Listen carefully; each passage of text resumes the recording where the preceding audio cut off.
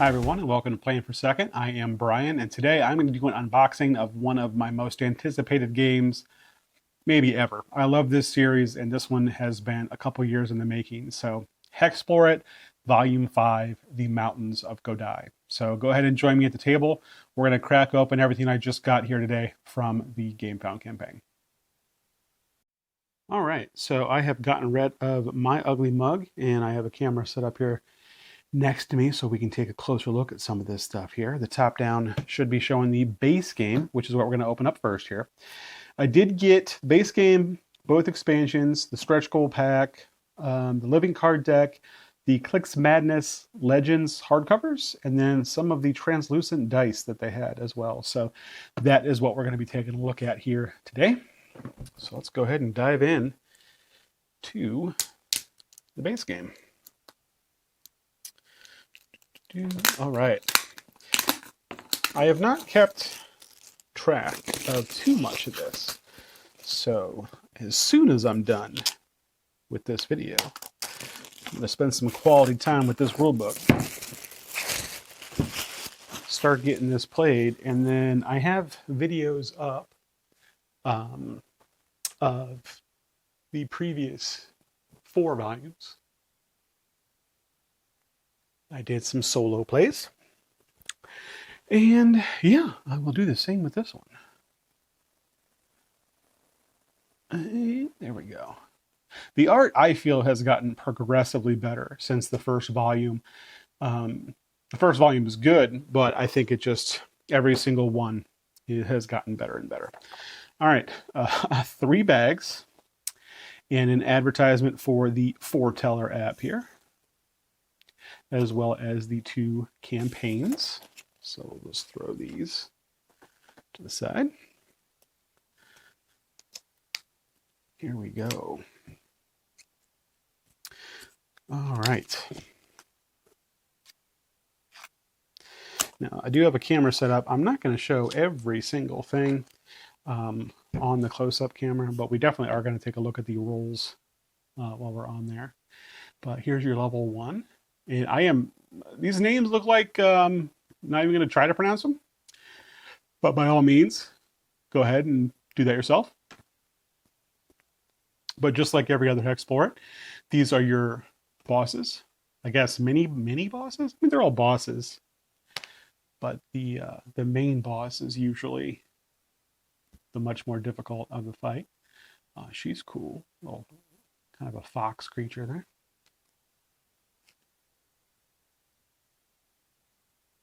Looks like an Oni of some kind. Yeah, definitely not pronouncing a good majority of these names. Unless I can watch a video maybe of the designers playing it and see what they call them. All right, your typical game turn sequence. Does look like it might be a little different here. There's a harvest stage, and again, this was an auto back. I didn't really look into much of anything with this one. I just auto backed it and then tried my best to forget about it so that I could be surprised when I actually got it. So I don't know a lot of what's going on currently, and I plan to learn hopefully very soon. Okay, it looks like a longer villain phase than normal, which I am here for. I do remember that there are multiple empires. So this is the empire of the Caprakan, maybe? And I do believe one of the expansions might be them. Yeah. And then whatever the Emporium is, looks like some stuff that you can buy. Oh, it looks like Platinum is making its return. At least I assume that's what that is. It looks like the same symbol from Sands of Shirax, where one of the win conditions is to get the 100 platinum. All right, the Empire of Ishidan. Very neat. Again, the art is really cool. It looks to be very, at least this one, that art, Japanese inspired, which I am a fan of. And again, I think that is, I mean, this is the same thing. It's the Emporium again. But I do believe that is platinum, which is kind of cool. Looks like we're going to have some temples to go to. And different elements. Looks like 5: air, earth, water, fire, and void, not heart. Man, it's missed opportunity. Should have had heart there for all you Captain Planet fans out there. Okay, a resources placard. Keywords, nice. I like keywords on the placards or back of the battle mat. They started doing that too on a few of them, which is much better than having to try and look them up in the book every time you hit a keyword that you forget what it does. Jathy Siege. Now this one I think is supposed to be kind of tower defense-y, or at least tower defense inspired. So that could be what this siege is all about. Siege keywords, very cool, and siege icons. Cool. Lots of placards. There's our battle mat. Okay. Again, pretty standard battle mat. Health, energy, influence, outlast, your group movement, group purchases. It looks like maybe different levels of group purchases. And then siege opponents over here would be new. Your game difficulty with all the modifiers and things that it does. Let's see what they put on the back. Conditions on the back. Very cool. Again, much nicer to have it there as opposed to having to look it up every time. All right. Now these I am going to show off on the camera. So we have a healer, probably my favorite class to play. This is the astrologist. There on the camera there. Feel free to pause if you want. I'm not going to read through all of them. Just going to kind of show them off. And then, of course, I'm going to show the art off too. Because like I said, the art, in my opinion, has really gotten quite good over the years. Looks pretty cool. The Dragoon is next. Easy for me to say.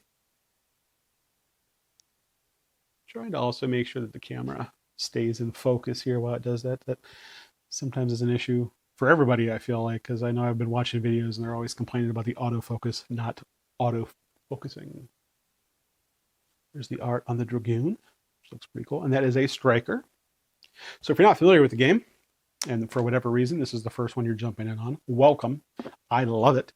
And these are your roles that you can be. And there are 5, kind of 6 of them, but really 5. The 6th is the Hexclusives, which just combines 2 to kind of make, not an overpowered, but a more powerful character. So here we have the Magician, which is a sapper.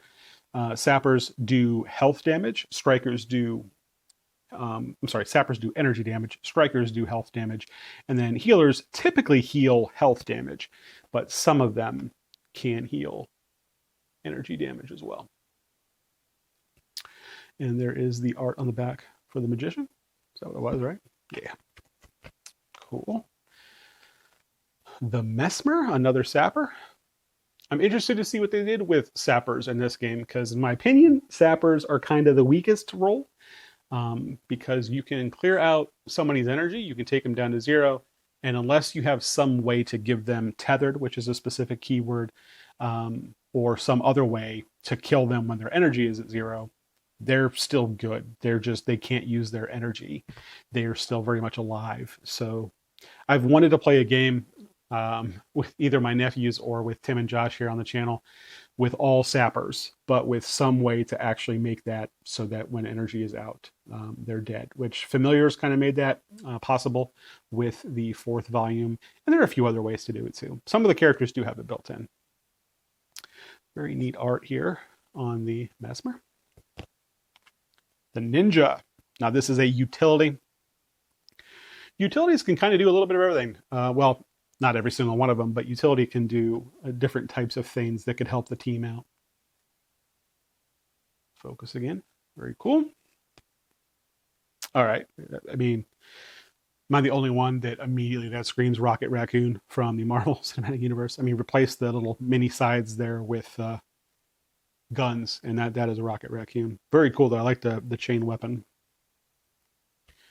All right, another healer, the Sage. I said I'm a big fan of healers. I'm not sure. I think that might be the one role that I've actually played every single one of them. Take a look at the art for the Sage. Oh, very neat.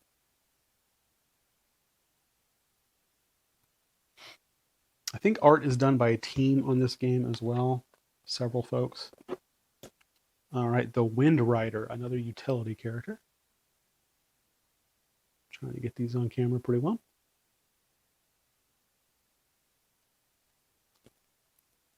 Oh, very cool.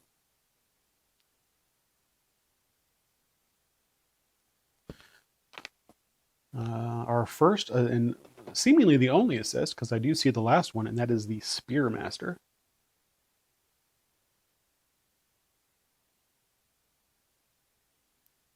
Assists, as the name implies, are usually pretty good at assisting. So that basically what that means is they may not do direct damage, but they may raise someone's damage or they may raise someone's health. And again, in a good team comp, it's nice to kind of have one of each, really, with the possible exception of the Sapper, in my opinion. Certain bosses, though, you do want to take their energy down. Oh, and of course, the Samurai. As I mentioned, there's kind of a little bit of a Japanese theme going on here. So obviously, we have ourselves a Samurai. Another Striker, so health damage. Main way you're going to murderize people. Very cool. So those are the rules in the base box. Free piece of cardboard here. All right, and usually they come with several books. So we have the game guide here. Now I do like, did they do this for all the books? Yes, the spiral bound. That is a big thumbs up for me. The binding on the previous volume's books, it was just glue binding and it's a lot of pages. That binding would fall apart pretty much immediately. So the fact that these are spirals going to make it maybe a little bit more difficult to get into the box, but that's fine because they're going to last a lot longer in the binding. As you can see, you're going to have quality art all throughout everything, but it looks like this is going over some conditions, some keywords, your game turn sequence, siege keywords, the harvest example, and then, yeah, just your basic movement phase. I'm not going to go, through everything here. If you played the game before, you're getting more of the same. They are just going to, obviously, they change each one a little different. One of the things I like here is the Valor. So if you're not familiar with the game or you're not familiar with the Valor points, these are basically achievements, and they're points that you can get. And then on the other page here, you can use your Valor points to give you a little bit of a boon at the beginning of the game. Typically, though, it's going to make it more difficult for you. For instance, here on Hero mode, I'm not sure how well this will show up on the overhead. I guess I can use the camera, Brian. That's the whole point. But on Hero mode, if you have 20 to 32 Valor, you're going to get these bonuses, but you need to beat the villain on difficult setting or higher. So that's just, I think, one of the neat things about it. Now, I typically try to beat the villain on Epic every time I play, because in a lot of these games, you can get pretty powerful by the end of the game. If you've seen my playthroughs, that, of course, the exception to that, at least for me, was Volume 4, which was, spoilers, the only one I lost in the playthroughs. 3 of the 4 I did true solo, including that one, and I did lose that particular game. All right, now this one here, what do they call this one? This is the rule book. So this will go over the actual rules to how to play the game. 109 pages, it looks like, when you get to the index. So yeah, this one, if you're new to Hexplore that's a lot of pages, but it's pretty intuitive. Watch some videos to kind of go over how to play it. The placards help out a great deal. And if you're not new to this one, obviously you're going to have to still look through this. I plan on, like I said, as soon as I'm done here, this is coming with me wherever I'm going, and I'm going to be trying to get through this so that I can start getting some plays of this one. But it's hopefully we'll do a pretty good job of going over what's different. I know a lot of different people or different publishers will, especially in a game like this where there's multiple games in the series, they might put like a little section that says, hey, if you're new, this is a new concept. But this one I think is pretty different from the previous one. So there might be a lot more new concepts. So might be a lot more learning to do. And yeah, it was indeed platinum. Right there it is.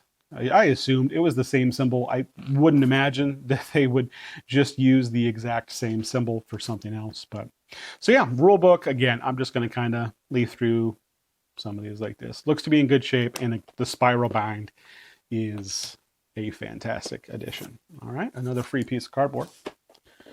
And another free. I know I've seen some people online saying getting this stuff back in the box, especially with the expansions, is kind of a pain, which I designed in 3D inserts. They're on Thingiverse. They're my first designs ever, so they're not amazing, but they do fit everything for the first 4 volumes. And I intend to do that for this one as well. So if you have a 3D printer, I mean, give me a couple months probably, but if you have a 3D printer, I hope to get working on that here soon. Okay, first and foremost, the first thing I notice is this is not a minis game. It usually comes with 1 to 3 minis, I think, but we have more than that this time here, so we'll take a look. And I believe most of their minis, this is in the rule book. For the past volumes, they've been Reaper minis. So here's one. Kind of have it at a slant here so that my camera, or that the lights don't give too much of a shine off of all the placards that I've shown. And again, I don't know who these folks are, but typically minis are used for the bad guys, some of them, and then the heroes, and you move around as a group. So there's typically just a mini that will represent your group as you move around. Oh, that one's cool. So far, though, the minis look pretty nice. This one's a little bendy, but that could be intentional.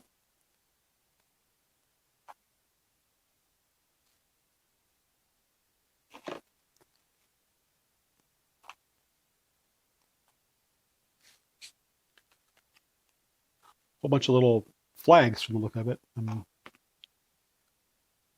the looks of it, I should say. And one more.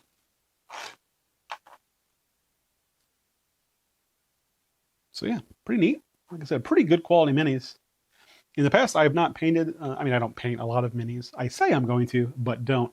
But these look like I might. They don't look, they're not too big, they're not too small. They look doable for my terrible painting skills. All right, so they do include some little plastic trays, but I almost immediately always throw these away. I will wait until I can get something, or at least try to figure out some way to organize it. But they do come with a little plastic tray here. It looks like we have some punch outs here. 2-piece siege portals is what this says. Replaces the single piece portals. So I know what all those words mean, but from a game standpoint, that means nothing to me currently. And then you do have here the tarot-ish size cards, I think. If I remember correctly from previous volumes, I think I had to trim some of these cards. They also have sharp edges, so I think I even cut the corners like you would for a war game. Okay, make my own little, here we are. So these are going to be your races. So you're going to pick a role and you're going to pick a race, and that's going to make your character. So these, no art or anything on the back, just the standard race art that's on the back there. So we'll just kind of go through Kobold. I don't know. Hopefully they're visible from the top. So if you really want to see these, I'll try to go slow enough so that if you really want to, you can pause them. I'm not going to show them off individually. It gives you their modifiers that you'll be doing, as well as a little bit of flavor, and then they all will have a racial ability, which is on the bottom. Food rating of 0 is always nice, especially if you're maybe playing this for the first time. A food rating of 0 means you can basically ignore your survival stat, which is pretty good if it's your first time playing. It's definitely one of the things that you can makes it a little bit easier for your first time. All right, looks like these are some cards to go over the different elements. A couple air, dual plus on the back. Again, I don't know what dual plus is. Earth. Kind of cool graphic design and on these. Guess I can show some of these off here. There's air, earth.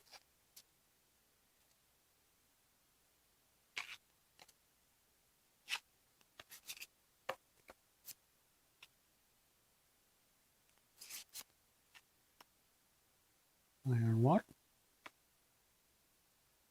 Like I said, on the back, it's got this dual plus thing,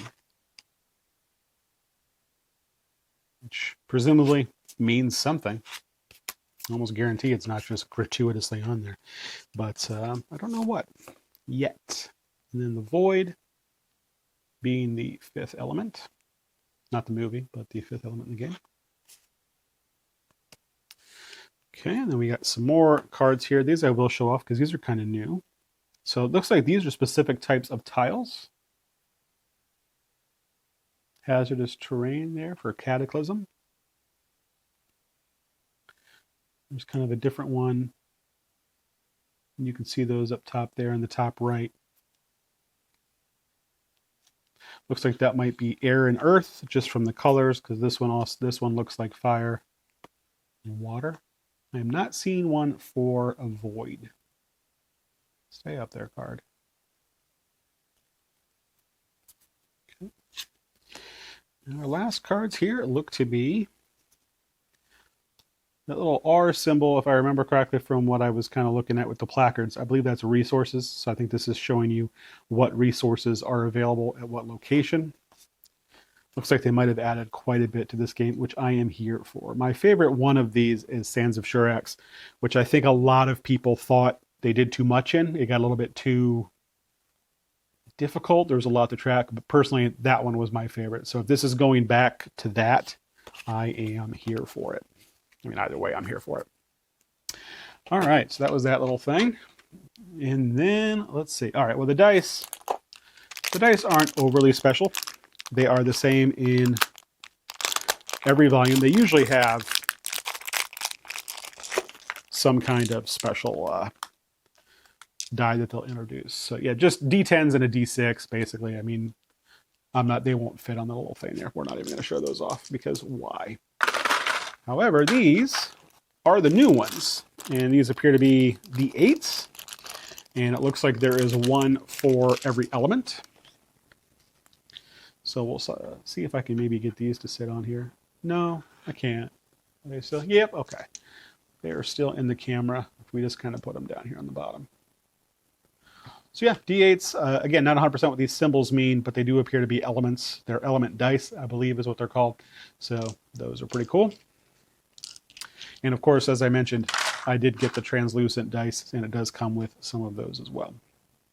Okay, let's look at some decks here.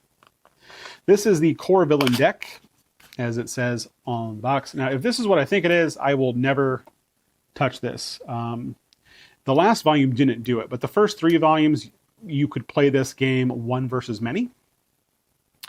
One person playing the villain versus however many people, up to 5 technically. However many people, though, wanted to play heroes. I have no urge to play the game that way. I don't want to play the game that way. I'm not sure that's what these are. This might be, yeah, this might be a deck for the villain for just part of setup like normal. But again, you do have some pretty neat art on here. There's a siege card. Yeah, this looks like it's just a normal deck because there's some affliction cards. But again, I'm not 100% sure. There we go.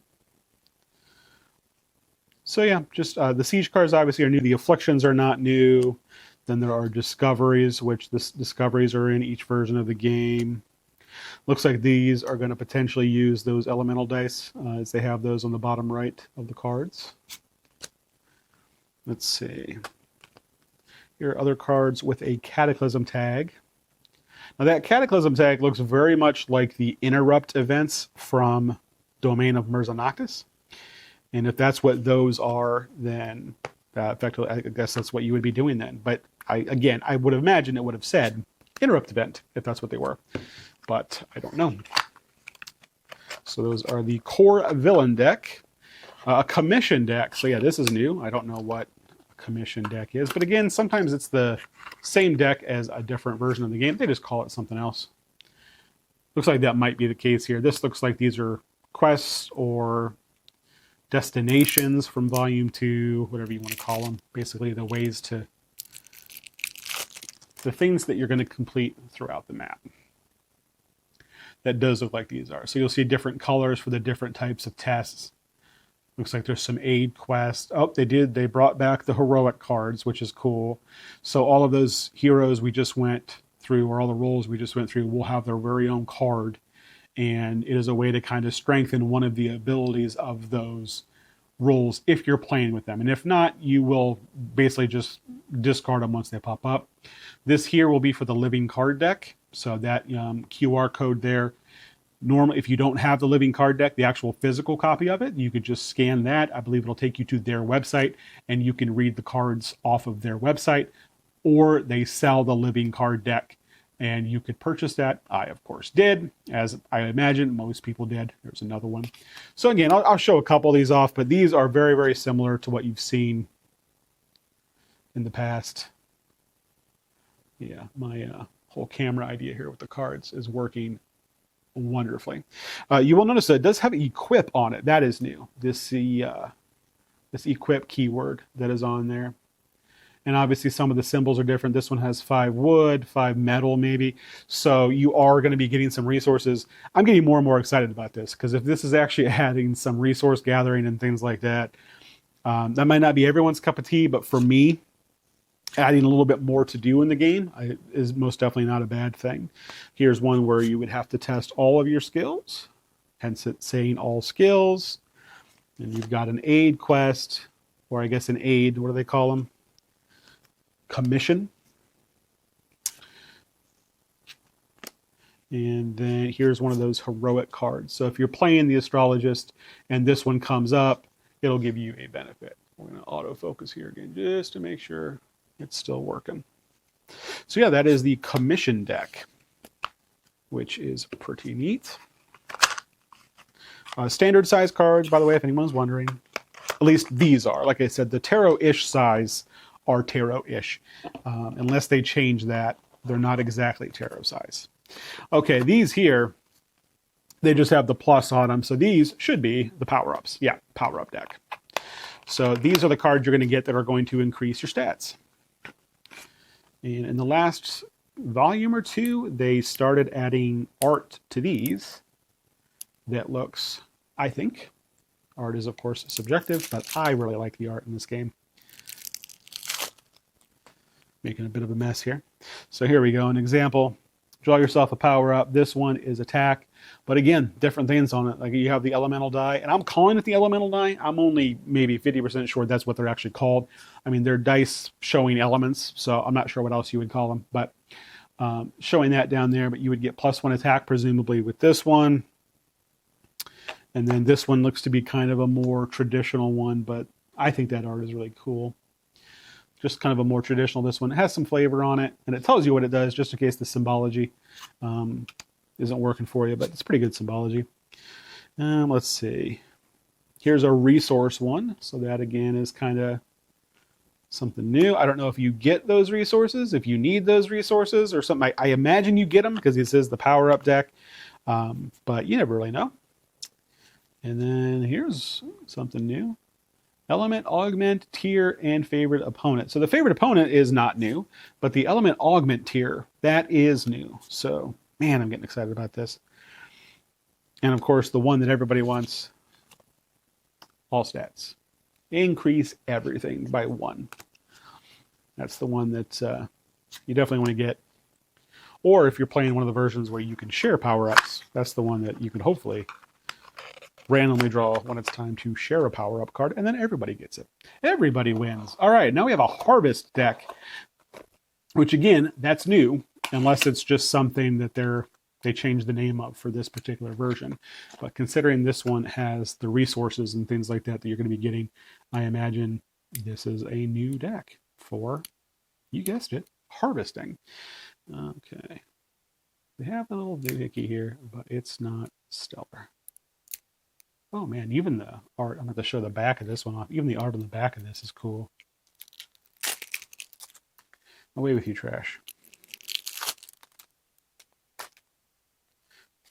Take a look at that. I think that's pretty neat. Kind of just the top of a tower there. There's the front of one. Cool. All right. So yeah, again, not sure what these are. Each one of them appears to have a different name: cataclysmic shifts, bountiful elements, into the clouds. So yeah, what are these pink ones back here?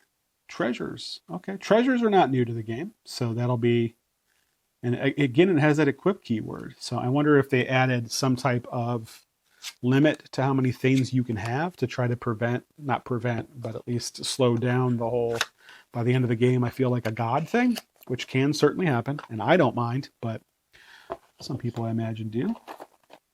Okay. All right, this one here, this is going to be your encounter deck. That is the encounter symbol. So these are basically the fights you're going to have that are not boss fights. All right, still just has the same back as normal, which again, I mean, that's been consistent throughout all of them. And you really need it to have the same back. It doesn't necessarily need to be this plain, but it shows you what you're going up against. And yeah, these are all of your encounters, and they should have, yep, there's some boons in the back. Just, what, 2 out of maybe 30 cards that are good, and the rest of them, not so much. I'll show off a few here that where I find the art to be kind of cool. I'm going to call that a turducken, but that is most definitely not how that's pronounced. Yeah, very cool art. Ever-burning skull, that's neat. Stay. Oh boy. Some type of retainer. But yeah, very neat art. Oh my goodness. There's a Kappa, aka Teenage Mutant Ninja Turtle. Kappas were also in Harakiri. I owned that one briefly, and you had to fight against those as well. So yeah, definitely Japanese inspired. A void elemental. That looks pretty neat. So yeah, very cool art. Again, subjective, but I think the art's neat. Javelin snake, very cool. There are different types of encounters as well as bosses. So your creature, here's a spirit. All right, come on. Yeah, first try. Very cool. All right, encounter cards. Those are familiar, at least. Again, they most likely will have keywords that I don't know, but all right, looks like we got some of the markers. All right, I got 4. I have bought in so many different kinds of dry erase markers to try to find good dry erase markers. These aren't bad, but they're dry erase markers, and I've yet to find amazing ones. So I found some decent ones, and we'll have to see. I mean, they usually give you plenty of those, especially if you own all the volumes. You have plenty of those by now, but they are fine quality, not amazing. And I like a fine point, so those are usually even harder to find. All right, what do we have here? These are, I didn't even look. This is the Siege deck. So these are smaller. I don't know off the top if these are the yellow or the red sleeves, but I'm sure those are on BGG already, so that you can look those up if you're a sleever like I am. And my guess is they are the same size as like the Caravan events and things like that from previous versions. So yeah, Siege events. I don't know what these are. I think that's cool. So let's, again, kind of go over some of the art here. Can't speak to what these are or what they do, but presumably they are some type of siege event. For instance, a Yeti invasion. I am hoping that my focus is staying focused. I'm trying to hit it every once in a while. We have different colors of that as well, so very much could be, it looks like it is all 5 of the colors. So there are cards for each of the elements that are in the game. Let's see here. Let me see if I can find some neat ones. Lindworm for Earth there. Oh, there's the same tower, I think, that was on the one card back, which I think is cool. Spirit of the Land. A sliding Spirit of the Land. Some of the void ones there. Grab some fire ones. Cinder Imps. Okuma. It's pretty cool looking. The Ash Reaver. So yeah, these are, again, I think the art's cool. Definitely better than anything I could even dream of doing. I, of course, just move this. That's going to be nice and off center. Okay, and then finally, I think this would be air, I believe. Most likely, considering we have ourselves a Maelstrom, as well as that flying cool creature. Nailed it. So yeah, siege events, these presumably are things you're going to go up against during these sieges that we don't know anything about, because this is the first game with sieges in it, which I am excited about. All right, presumably there are some cardboard things to punch out under this. So let's go ahead and, hey, look at that. More free paper, cardboard.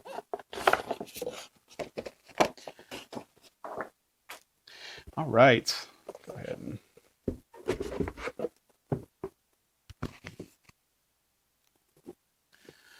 yep, so this is pretty standard. This is going to be your top and bottom. They'll go together.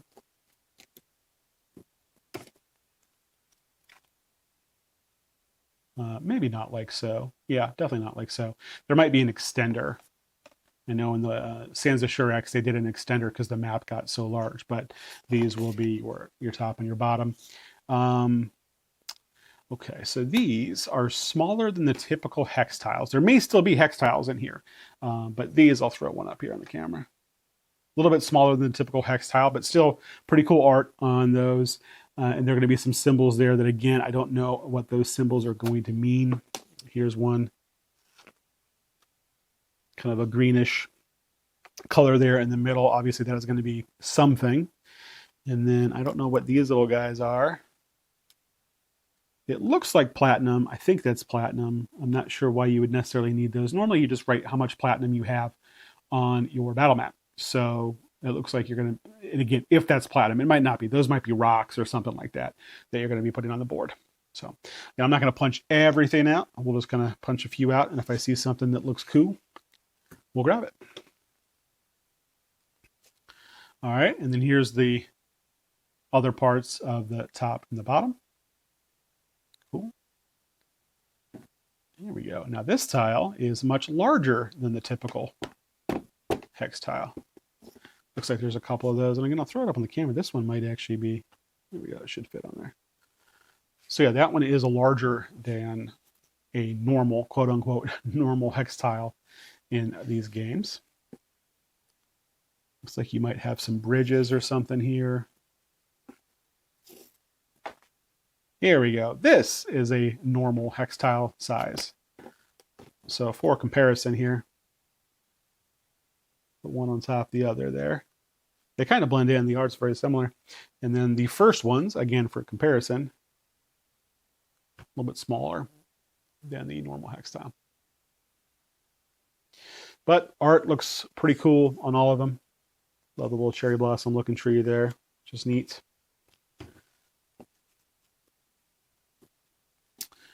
All right, you have your normal just hex tiles. Are they hex on both sides? No, there's elements on this side. Now these hexes usually just mark something that you went to already and you can't go back there. There are some boss spots, and I'm noticing there are not numbers on the boss locations. There are also, I didn't even notice when we were looking at the bosses if they did the random boss thing that Domain of Mirza Noctis did, where you could go here hoping to fight boss 1, but you had to roll to see if you actually found boss 1 there or not. These, it's just a boss symbol. So I'm not sure what they changed there, but unless maybe the bosses, maybe on their placard just says, hey, this boss is only on tile N or something like that.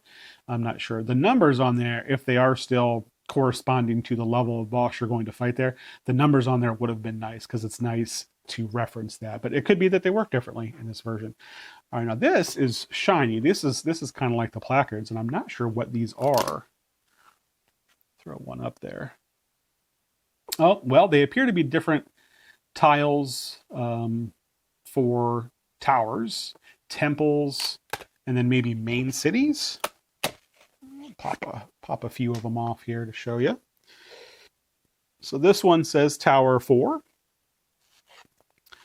This guy just says all temples. And then you've got presumably the name of maybe a capital city.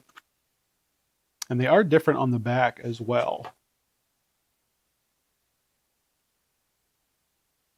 which are pretty cool. Again, let me autofocus. I'm hoping that this is focusing. I'm at an odd angle. I can't check it constantly. And then just another one with the cities on it too.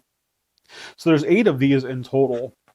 But yeah, it's the same as the placards and as the race and roll scenes. So you can obviously, you can use the dry erase and, erase as you would. Cool.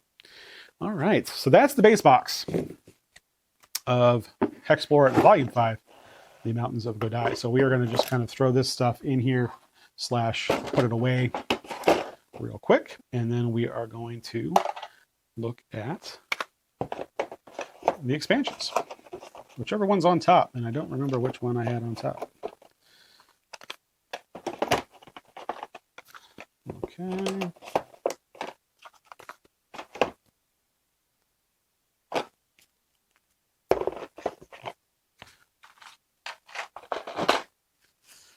Okay, good enough. Let's go ahead and scoot this out of the way so we can get to the expansions. See you later, boys. All right.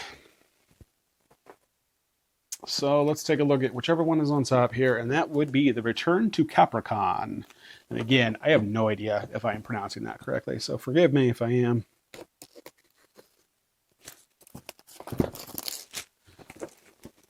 I didn't show the back of the base box off, but it usually has just, again, some cool art, in my opinion, and just some of the stuff that you're going to find in here. So in the expansions, and let me just make sure that this is relatively centered.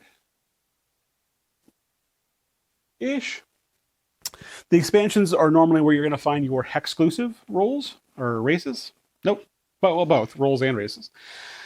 Oh boy. And some usually new types of gameplay to play the base game. So you probably wouldn't need the expansion right away, but come on. Of course, you have to get the expansion right away. Now, this is even a stranger size tile. Not sure. Hopefully that fits on there pretty well. Not terrible. Won't all fit there. So that's a unique type of tile. And also like a lime green, whatever those are, to signify something on the map. Which is neat. And of course, the expansion will come with a rule book. They're usually much smaller. They introduce different types of gameplay and mechanics, which usually are pretty cool, but it's usually not, something that's going to require 60 more pages of rules or anything like that. So this one has 27 pages, including an ad. And Fifth Sun deck, which is, I'm sure, in here. Don't know what that is, but that is being added by this expansion. The main reason that I pick them up, well, the gameplay, but also the new rules that you'll get with them. First, let's look at the Caprakan villain deck. So again, this is the second thing I think we've seen called the villain deck. Right off the top there. Oh, here's the Fifth Sun deck is in here as well. If I can cut this without cutting myself or the cards. Huzzah!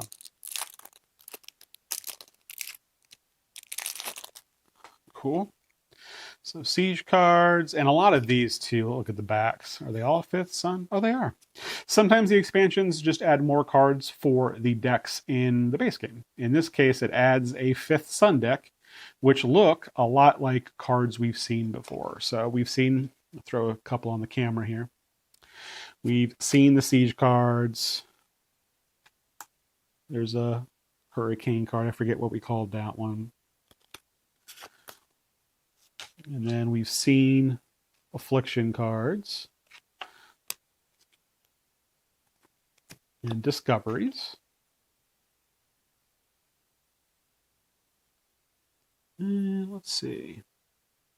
Yep, seeing that equip keyword some more as well. There's that. And another example here, some Void Hornets. So yeah, again, not sure what the Fifth Sun deck is all about, but it has quite a few cards in there, and they look to be different kinds, different varieties of cards kind of mixed together from what we saw in the base game. Just going to lift this real quick. There is nothing underneath. Cool. We're just going to put everything right back where we got it then.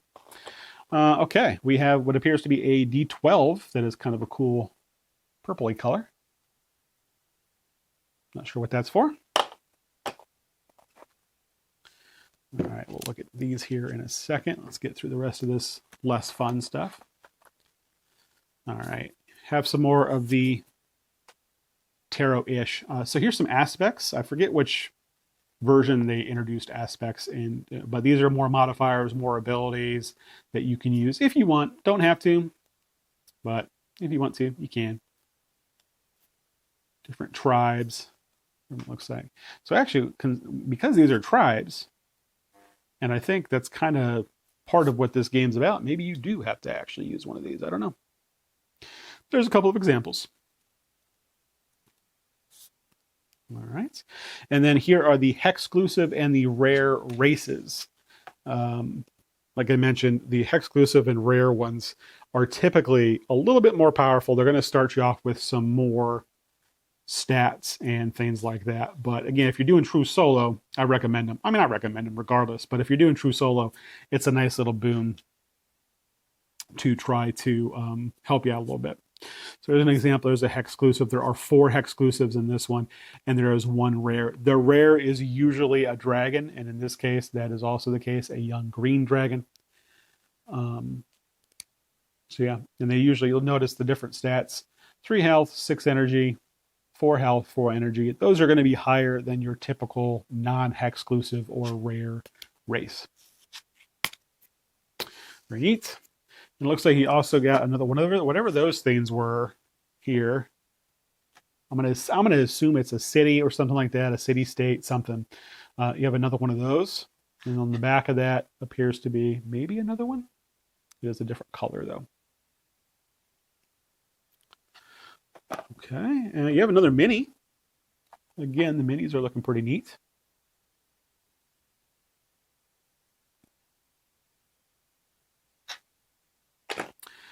And, all right, these are some more siege cards. But the thing I'm noticing on this one that I can actually see is it looks to be blood magic, which is something that was in the 4th volume, Domain of Merzanakis.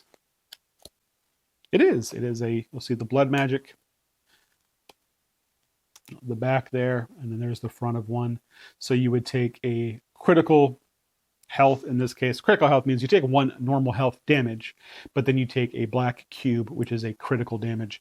And if you ever have 3 of the, well, 3 plus your food rating amount of those, you die. Like die. No coming back to life. Your game's over. Hit the showers, kind of die. Then you've got some more siege cards here, again, in every color. So we'll give a couple, maybe 1 example here for each color. Pretty excited to see what these things do.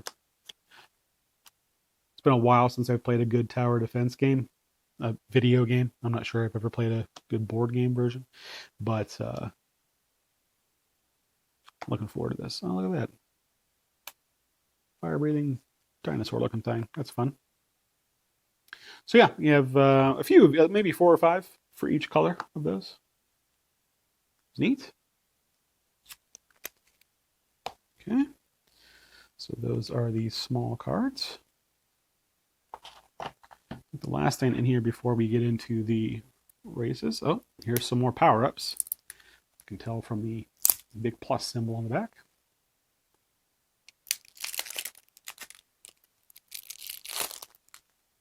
Okay, here we go. We have a little bit of everything in here. There's some harvest cards. We have some more encounters and some more of the Caprakan cards. So again, these here would be your Caprakan cards, which just look like more missions that you can do. This one, they involve those lime green locations that I mentioned. At least that one does. Let's see here.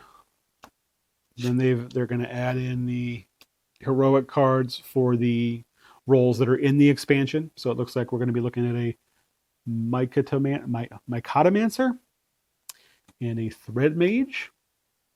whatever those are. I'm excited to find out. And then you have some new encounters here. Again, I'm not going to show all of them, just a few, including a Triceratops, which, not that you asked, but that is my favorite dinosaur, is a Triceratops. Very neat. All right, it looks like for your encounter deck, more boons as well, which is something that is nice to see when you're expecting a fight and you get a boon instead.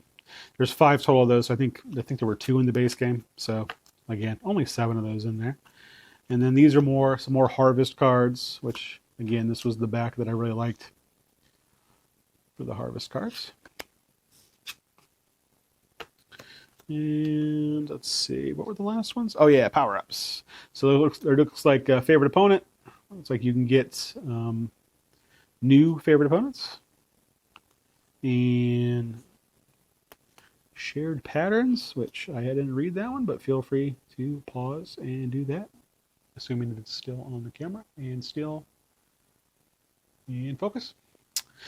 So yeah, more power-ups and stuff like that typically you just add right into the other power-up deck. I don't think any of these are really going to be anything that is specific. It could be. This one says something about augment, which I don't know what that means, but that could be something that is really only in the expansion. This one here refers to the blood magic specifically, which the base game did not have any blood magic cards in it.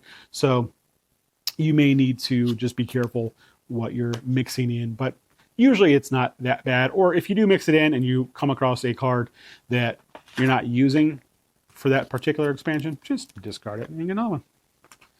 No big deal. All right, so let's see here. We got some placards. Looks like we have another place that you can go to.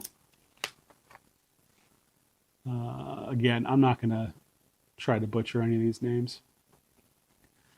And a temple's placard. All right, looks like another boss here, or not encounter, but yeah, a boss. Bosses look pretty interesting. Colossus Cliff Talon. That one, I took a chance on that one. I'm fairly confident there. And a lot of times with these expansions too, there will be specific ways that these new bosses come out, specific triggers, which you just need to kind of familiarize yourself with if you want to fight those. Or, I mean, you can always just fight them too. It's really kind of sandboxy, do what you want kind of deal. Oh boy, that thing's cool looking. Coolo to Koodle? Yeah, I got nothing.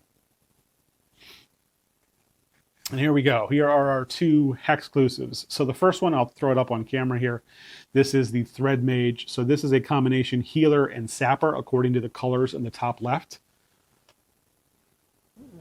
Still on screen? Yep. And you'll notice too, again, Hexclusive. So they start with 8 and 12 for their health and energy.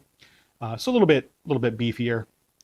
That's why I mentioned if you're going to do true solo or for your first game or two, if you have this expansion, Hexclusives are usually a pretty good way to go. Let's take a look at that art on the back.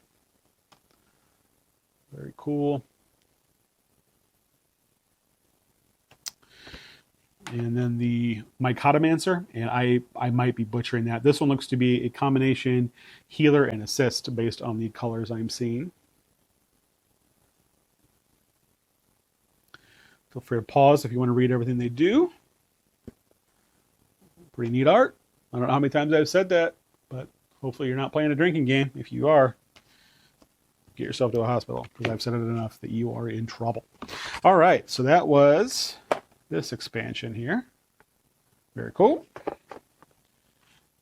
The Return to Caprakan. And again, I am probably saying that wrong, but I guarantee I don't care. All right, the next one is the Return to Ishidan. Let's go ahead and crack this bad boy open.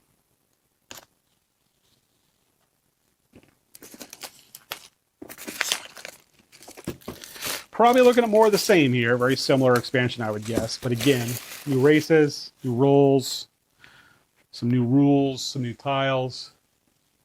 Hopefully that's center-ish.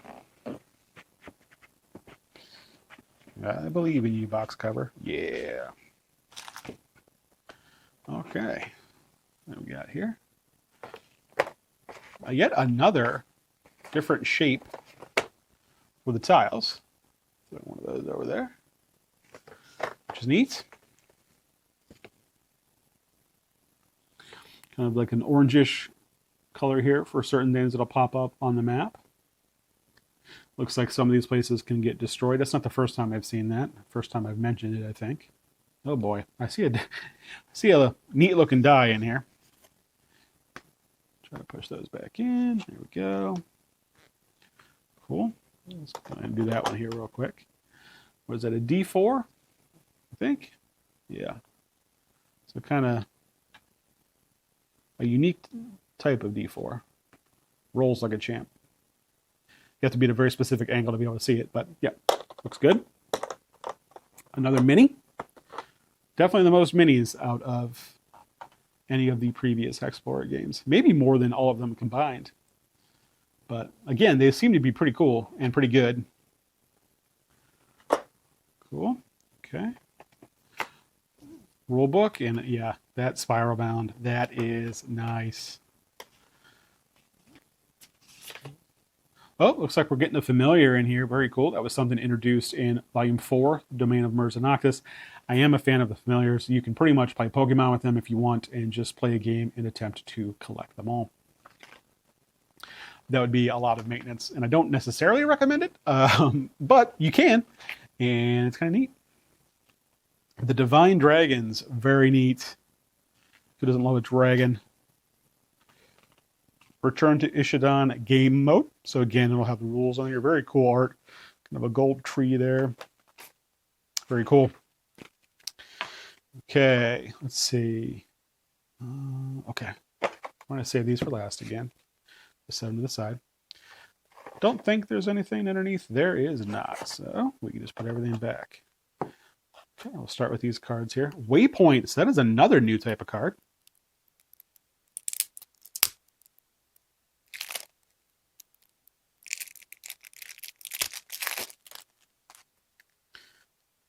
All right, they're not all waypoint. We have some more power-ups, some more harvest cards, some more encounter cards. So the Ishidan, probably what is it? The villain deck, I think is what they called it, cards. And then an ancestor deck, and I do believe that is new. So ancestor deck here doesn't look to be much art or anything to it. I'm not sure what these are doing, besides not staying on my very quickly designed card holder. No, it's doing great. We'll just push it down here like that. And hopefully, yeah, that's still on camera. So, again, these are the ancestor deck. There's an example of the back. So, not sure what they do. Look neat. And then we've got some of the Ishidan cards, which are just kind of more of the, I'm going to call them missions or quests.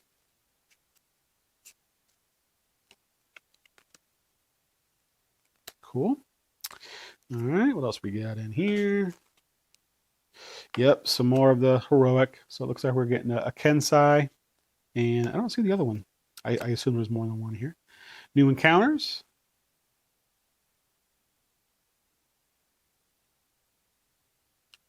Which, again, look neat. Some more boons with those encounters, but there are 4 level 5 encounters, and they all are ascendant, which is pretty neat, and also probably pretty difficult to fight, depending on when you're at in the game. It's more of those harvest cards, which again have the back that I really like. Look at those little things, whatever they are. Besides adorable, I'm not sure what they are.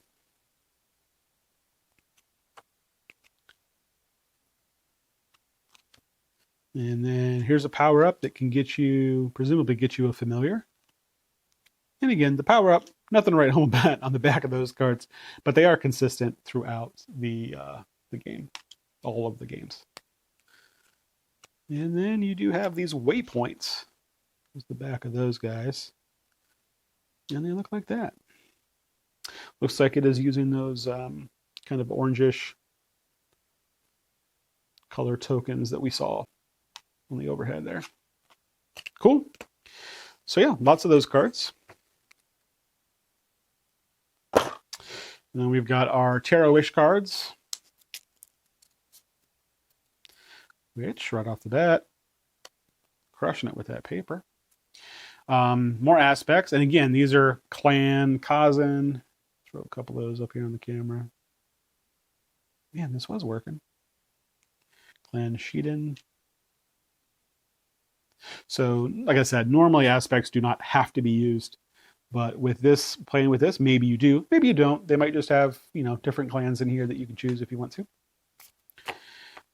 Second time we've seen this dual plus thing, so maybe they're adding different ones in here. And then there's a specific tower.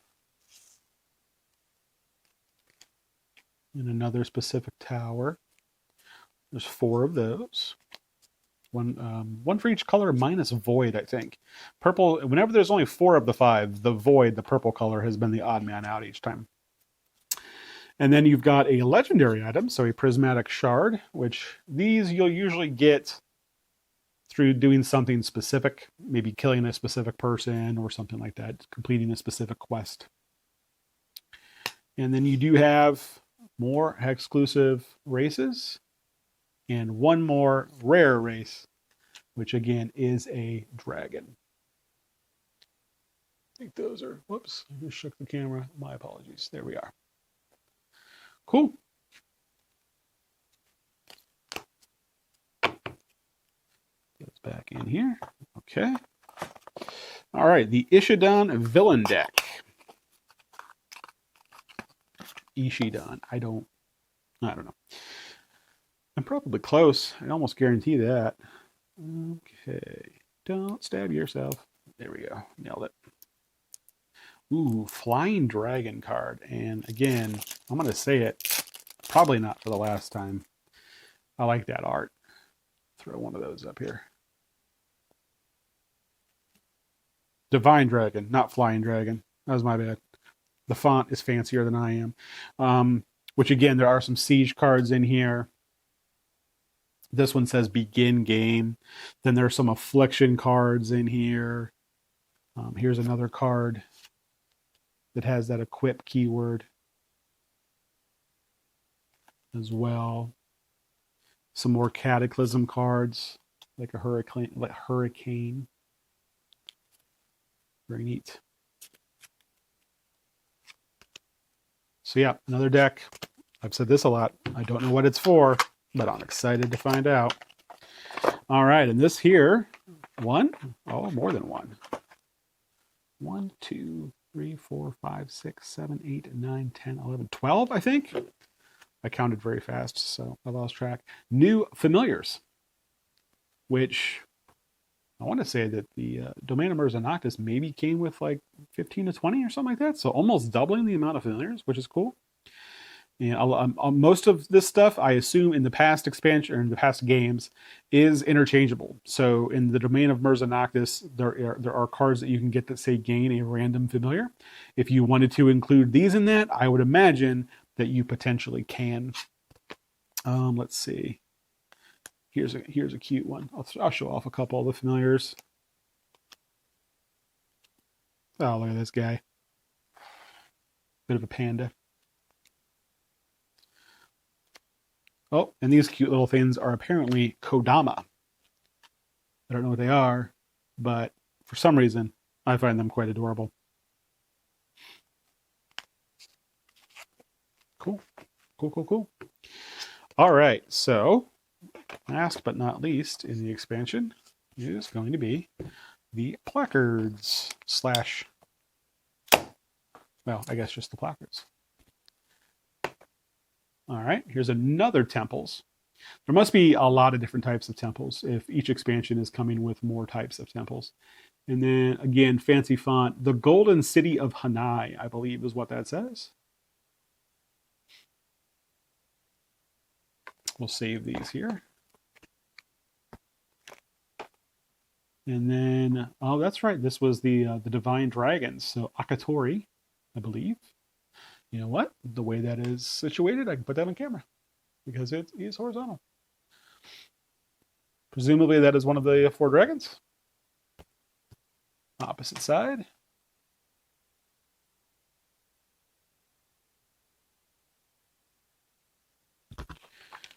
And that one's cool. It's like a dragon slash tiger slash lion thing. Looks pretty neat. And the last one.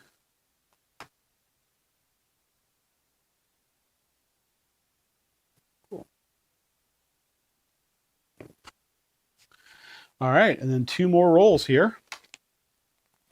This first one, and these again are hex exclusive. So the first one looks to be utility and assist, the ancestral channeler. Now, I know they've had a wellspring channeler before, so I wonder if it's any similar to that.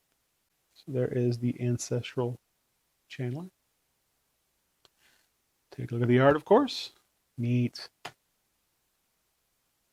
guys aren't going to believe this, but I like this art. Don't think I've said that. Definitely the first time. And then the Kensai, and again, I am making an educated guess on how to pronounce whatever I attempted to pronounce. This one is striker and assist per the ribbons in the top left there. Cool. That's why you tune in for my commentary. Cool. Nice art. I don't know what this is. You're welcome. All right, so that has been this expansion. So got a few things left here. Whoops, should probably put this back in.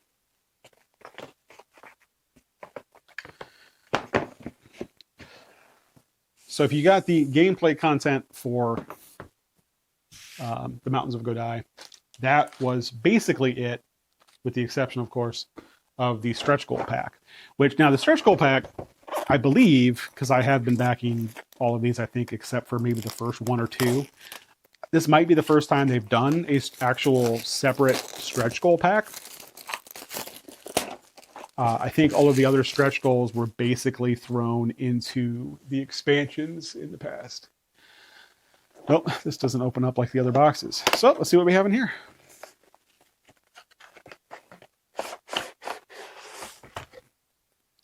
Okay, first and foremost, these are bookmarks, and I'm a reader, so we're going to go ahead and take a minute to look at these if I can figure out where they open. They open on the bottom, because that is fantastic. Looks like 5 different bookmarks with tassels. What? Put those on here. They are like a thicker paper, so they got a little bent at the top, but that's all right. It looks like one for each Hexplore game. So you'll see Mountains of Godai, Domain of Mirza Noctis. So this is a reverse order here, just the way I opened them. Make sure we're focused there. Sands of Shurax.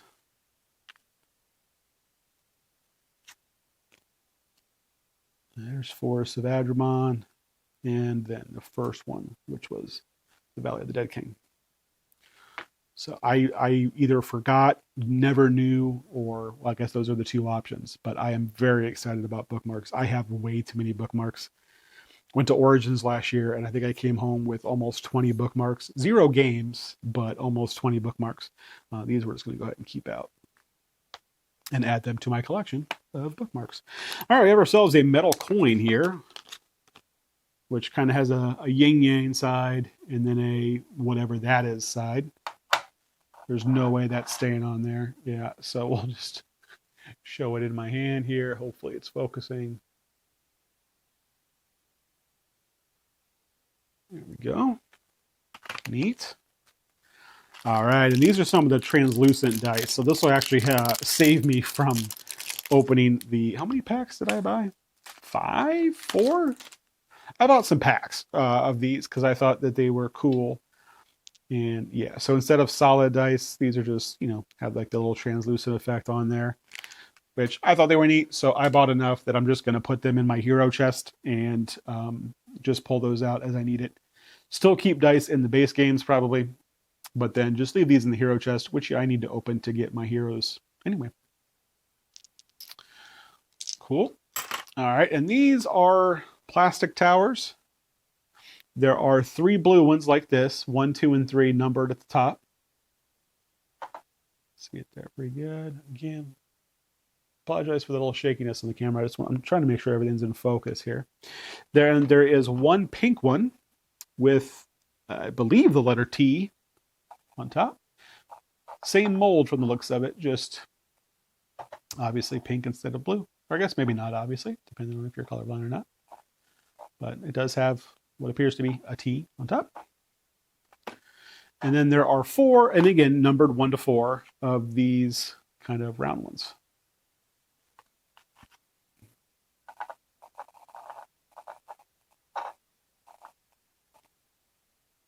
Cool. Those are neat.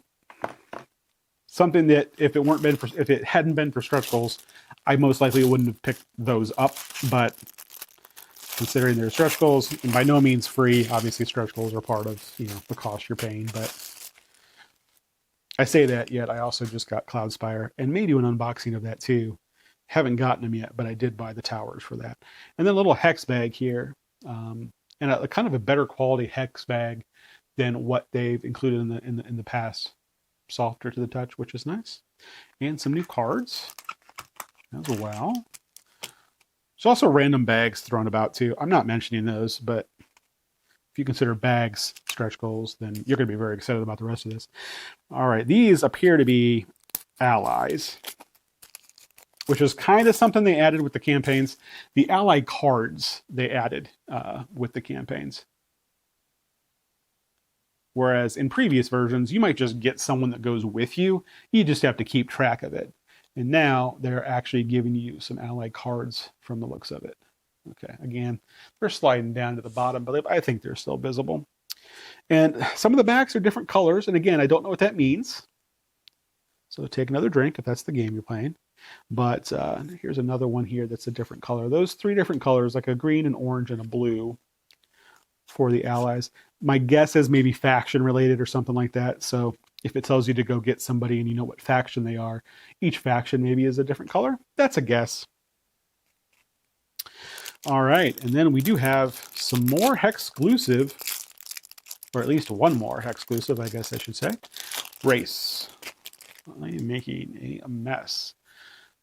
4 more Hexclusive races and another rare. Hey, it's not a dragon. It's the other type of creature that the rares usually are, a golem. So we've got a lemming here.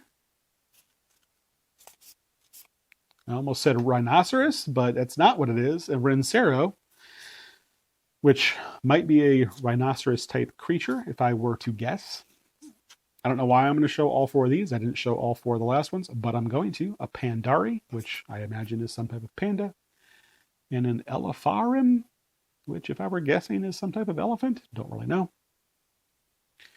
And then, of course, the rare is an Emerald Golem. And golems don't need to eat, so a food rating of 0. All right. And they also came with something. Uh-oh. Oh my. Okay. A cool poster that I'm going to kind of go across the overhead here. Hopefully you can see it all. It looks to be several of the heroes in the game. Ooh, this one's kind of a thicker cardstock and has a little hologram deal going on with it. That's neat. I like that. I'll attempt to put that on the camera. It's much too large, just the size of a piece of paper. And I don't know what the hologram is going to do to the camera. So this may or may not be usable, but pretty cool. And then this, this almost looks like it's a cheat sheet with a bunch of cool stuff on it, but it looks like a D&D screen. And I don't know if you're supposed to use it like a D&D screen, but I'll tell you what I don't want to do is have that in front of me while I'm attempting to play this game. Having it nearby, cool. And yeah, so it has siege keywords, your different stages of the game, movement, skill, event, villain. Something I'm just now noticing, there is no circumstance event or a circumstance stage, which there usually is. So I am ready to get up there and read this rule book. So we're going to wrap this up here pretty soon. Enhancing defenders, resources, siege icons, and then the back is just cool art, as I may or may not have mentioned, that I like quite a bit. So yeah, that was the stretch goal pack. Pretty cool stuff. I'm always excited to get new races. Definitely have not played all of the ones that, I have, but it doesn't matter. I think I am fast approaching 100 games of Hexplore, of all the different volumes. This one will this one will take me over 100, as I plan on playing this quite a bit. Okay. I'm just going to show these off real quick here. These are just the dice, again, the elemental dice. I bought a separate pack, which I don't know if you need. I always buy a separate pack of the new dice they introduce.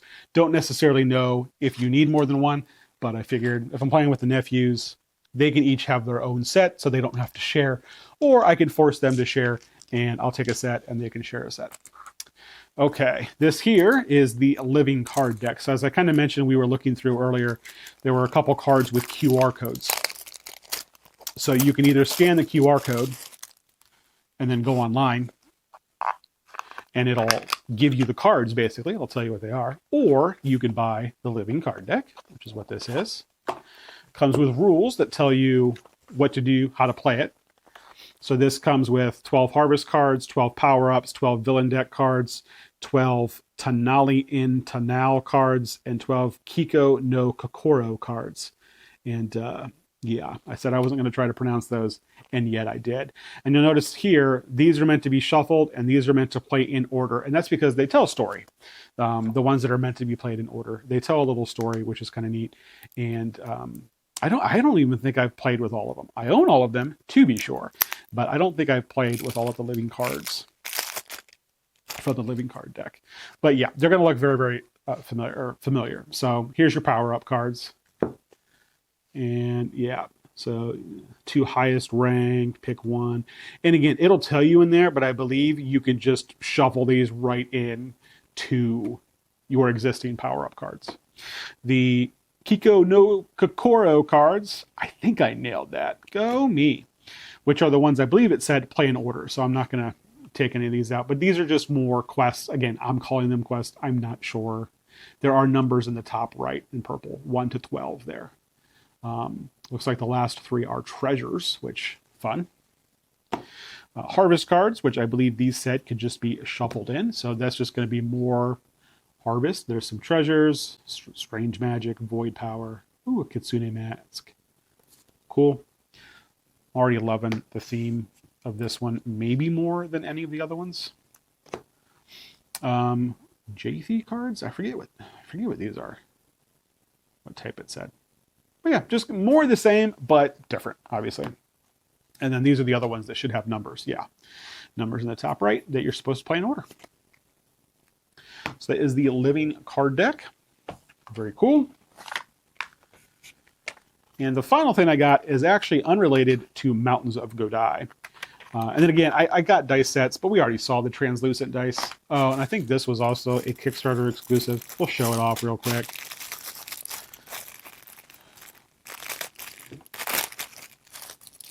Free snacks. Nom, nom, nom, nom, nom, nom, nom. It's just an elements bag. And again, I don't necessarily know what you would use this for. I don't know if it's meant to hold your element dice or if there are tokens. We'll put it up on the camera. But, just a little free bag. This actually might have been the free gift for following them on the Game Found, now that I think about it. All right, the final thing here. Oh, got a little dented up. That's all right. These are the Clicks Madness Legends. So, Tim and Josh, I'm going to go on a little tangent. And if you're just now watching this channel for the first time, you don't know who Tim and Josh are. You've probably forgotten my name. But the other 2 people that are part of this podcast prefer to play Hexplore as a campaign, which you can do using these and you could do using the 2 campaign books. I do not like those. We've only done one of these, so we are definitely going to try more of these. I prefer just to play it as a game. But what this does is they basically add story to the game. And this one is specifically for Clicks Madness, which is what they called the campaign for the first volume. I think the plan is for them to do this for all of them. So they have a Clicks Madness big campaign book, which is like 1.5 inches thick. huge campaign book. And then these legend stories are smaller stories. Kind of think of them almost like one-shots in D&D terms. So I'm just going to pull these out and take a quick look at them. Nice box there. Yeah, they say on them 2 to 3 hours, 3 to 4 hours. I find that to be a lie, at least from the one we played. But they're not going to take you, I think the one campaign took us 30 hours of gameplay to play. So these are just kind of, like I said, one-shots, effectively, shorter versions of it. So this one here, Shadow of the Forsaken Crown. And it goes over the rules that you have to play. There's going to be charts. There's going to be conversations that you're going to have in the back. Again, don't look to try to read any of these because there's going to be spoilers in here for the story. But it's mainly a lot of different story things. And because it is a branching story that, depending on what decisions you make or how long it takes you to do something, certain things will no longer be available for you to do. But that's basically what these are. Tells you how to set everything up and all that fun stuff. And again, the art is really cool. I really like the art. So that's the first one here. A Taste for Adventure is the second one. This also feels, I don't know what this is, but it feels real nice. The binding on it's really nice. So yeah, these were available in PDF form prior to this campaign. I believe this was the first time they offered it in actual hardcover. And Tim, I think Tim has the Foreteller app. With all due respect to Foreteller, I don't need someone to read my story to me, especially when they usually read very slow. And I can read quicker than that in the old noggin. So you'll see here too in the back, you do have different bosses. Some of them might be the same boss that's in the base game, but kind of a different version of it. There appears to be just an angry chicken, which is fun. So yeah, that's what these are. And again, mostly story passages here. And the beginning will give you the starting story, the legend setup. There's going to be some random tables for die rolls, things like that, which are cool. And then Corrosive History, which I believe was the first one and is the one that we did. It's also listed, I believe, as the shortest one. It is the thinnest book. So yeah, Tim, Josh, and I did this one at one point. And again, they really liked it. I don't know. It's been a while since I've done one of the legends, and we've done each of the campaigns just once. It's just, for me, I prefer just to play the game as opposed to these. But it's something I want to give another shot because I love the game so much. My issue with any story game is I'm a big reader. So typically a book that I can go grab off one of my shelves is going to be a better story than something like this. So if I want to read, I would rather go do that. If I want to play a game, I want to play a game. That's a me issue though. Definitely not a Hexplore issue or anybody else's issue. But yeah, those are very cool. I am glad I got them. Like I said, they may not be my favorite thing ever to do. I will play each one of them at least once. And I'm happy to support this company because I really love this product. So, okay. I'm going to move some cameras around here, and we're going to come back and, I don't know, maybe just give some first impressions here real quick, and we'll be right back. All right, I am back. So apologies, my ugly mug again, but that is everything we had to open. And it's a lot, and I'm really looking forward to learning this one. So as I mentioned, I've done solo playthroughs of volumes 1 through 4, and I will be doing a solo playthrough of this one for the channel at some point. It, most likely won't drop tomorrow. I have 100 pages of rules to go through, and I want to play it a few times prior to doing that. But I am very excited. I love this game, and I'm sad that there's only one more coming. Hexplore it. They're going to do 6. I don't know what the plan is after that. Maybe they'll just do Hexplore it 2, Electric Boogaloo, and do 6 more. I'd be all for it. So it's going to be an insta-back for me whenever they do any more of these. But for us here at Playing for Second, that has been the Mountains of Godai, Hexplore it, Volume 5. Thanks for joining me. We'll see you next time.